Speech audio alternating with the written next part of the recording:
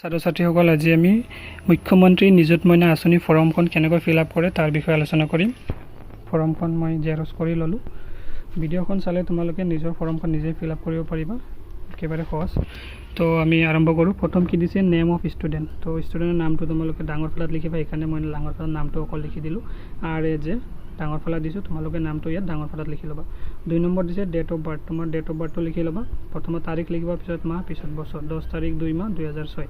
3 number দিছে name of father mother guardian. তোমাৰ নিজৰ গাৰ্জেনৰ নাম লিখি দিবা, যেনেকৈ তোমাৰ ৰাজৰ দেউতাৰ নাম ৰহিম, তো ইয়াত ৰহিম নামটো হ'ব। 4 নম্বৰ দিছে মোবাইল নম্বৰ। ইয়াত মোবাইল নম্বৰখন যিখন নম্বৰ তুমি ইউজ কৰি আছা, OTP আহিব, সেইকাৰণে ইউজ কৰা নম্বৰটো ইয়াত লিখি দিবা, বা কিবা মেছেজ আহিব, তো এইকাৰণে ইউজ কৰা নম্বৰটোহে দিবা। 5 নম্বৰ দিছে এড্ৰেছ। তোমাৰ এড্ৰেছখন লিখি দিবা। ইয়াত তোমাৰ গাঁৱৰ নাম হ'ব, ইয়াত তোমাৰ পিন নম্বৰ হ'ব, ইয়াত তোমাৰ ব্লক হ'ব। 4 নম্বৰ দিছে পুলিচ ষ্টেচন। ইয়াত তোমাৰ পুলিচ ষ্টেচনৰ নাম লিখি দিবা। 5 নম্বৰ ইয়াত ডিষ্ট্ৰিক্ট, তোমাৰ ডিষ্ট্ৰিক্টৰ নামটো লিখি দিবা।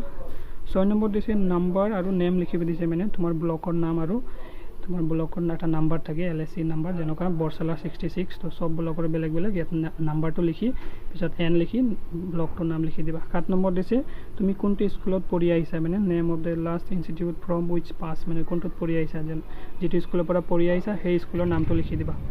6 নম্বৰ 7 নম্বৰটো হৈ গ'ল। 8 নম্বৰ দিছে লাষ্ট এক্সাম পাছ। তুমি লাষ্ট কি এক্সাম পাছ কৰিছা আৰু কিমান বছৰ, কোনটো বছৰত পাছ কৰিছা। আৰু ৰোল নম্বৰটো, ৰোল আৰু নম্বৰ দুটাই লিখি দিবা, খালি ৰোল নিলিখিবা, ৰোল দুটাই লিখি দিবা সৰু সৰু কৰি। 9 নম্বৰ দিছে name of institute currently enrol in, মানে কাৰেণ্টলি ইনৰোল মানে এতিয়া তুমি কোনটোত নাম লিখাইছা, যিটোত নাম লিখাইছা সেই স্কুলৰ নামটো ইয়াত লিখি দিবা। 10 নম্বৰ দিছে দৰ্পণ এয়াৰ নাম্বাৰ, মানে তুমি যেতিয়া এপ্লাই কৰিছিলা, ধৰি লোৱা তুমি ফাৰ্ষ্ট ইয়েৰত পঢ়ি আছা, তুমি যেতিয়া ফাৰ্ষ্ট ইয়েৰত এডমিশ্যন কৰিছিলা, অনলাইন কৰিব লাগিছিল দৰ্পণত, সেই দৰ্পণৰ এটা নাম্বাৰ জেনেৰেট হৈছিল, সেই কাগজটো তুমি পাবা, সেইটো লিখি দিবা ইয়াত। 11 নম্বৰ আধাৰ নম্বৰ, আৰু ইয়াত লিখি দিছে মেণ্ডেটৰী, আধাৰ নম্বৰ লাগিবই। তোমাৰ আধাৰ যদি নাই, আধাৰ কাৰ্ড বনাই লোৱা, বনাই কিনে আধাৰ নম্বৰটো দিবই লাগিব, দি দিবা। আধাৰ চিডিং একাউণ্ট নম্বৰ, আধাৰ কাৰ্ডৰ লগত যিটো লিংক কৰা আছে মোবাইল নম্বৰ, একাউণ্ট নম্বৰ, সেই একাউণ্টটো দিবা। যদি তোমাৰ একাউণ্ট আধাৰ কাৰ্ডৰ লগত লিংক নাই, তুমি এটা পোষ্ট অফিচৰ একাউণ্ট খুলি লোৱা আৰু সেইটো দি দিয়া, নহ'লে তোমাৰ আধাৰ কাৰ্ডটো একাউণ্টৰ লগত লিংক কৰাই ল'বা, আধাৰ লিংক কৰাই ল'বা, নহ'লে পইচা নোসোমাব। চৰকাৰী যিকোনো কামত লিংক নাথাকিলে পইচা নোসোমায়, এইটো ধ্যান দিবা। চব কাম কৰিলে আধাৰৰ লগত লিংক নাই, পইচা নোসোমায়, ঠিক আছে। IFC কোড, তোমাৰ যিটো বেংক, সেই বেংকৰ IFC কোডখন লিখি দিবা। Account holder name. 14 number account holder name, তোমাৰ একাউণ্ট যাৰ নামত একাউণ্টটো আছে তাৰ নামটো লিখি দিবা, ডাঙৰ ফলাত লিখিবা। বেংক নেম, তোমাৰ বেংকৰ নাম লিখি দিবা, ধৰি লোৱা ইউকো বেংক, SBI বেংক, যি বেংক, এইটো ব্ৰাঞ্চ ক'ত খুলিছা, যেনেকৈ গৌৰবান্ধাত য'তেই খুলিছা তাত ব্ৰাঞ্চ নাম লিখি দিবা।